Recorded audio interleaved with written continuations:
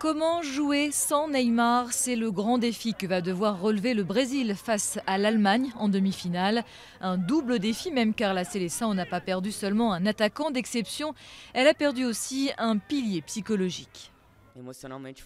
C'est sûr que notre groupe a été touché sur le plan émotionnel, avec la perte non seulement d'un joueur, mais aussi d'une personne qui est incroyable au quotidien et qui apporte énormément de joie au groupe.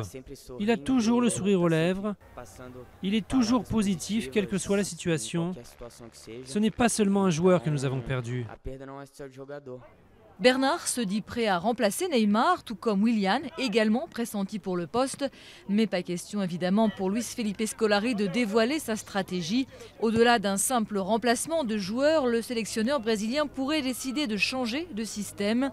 Car Neymar ne sera pas le seul absent. Le capitaine et patron de la défense, Thiago Silva, suspendu pour carton jaune, va aussi rater ce match au sommet. Entre une équipe déjà sacrée 3 fois championne du monde et une équipe qui rêve de soulever chez elle son 6e trophée. Même sans Neymar, les Allemands se préparent à un match très rude face à 11 joueurs et 200 millions de supporters brésiliens à fond derrière leur équipe.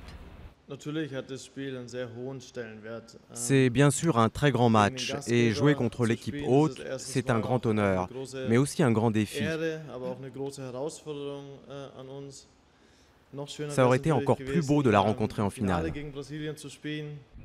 Mais les Allemands n'ont pas peur. Leur victoire face à la France en quart de finale a chassé les doutes nés lors de leur 8e laborieux face à l'Algérie.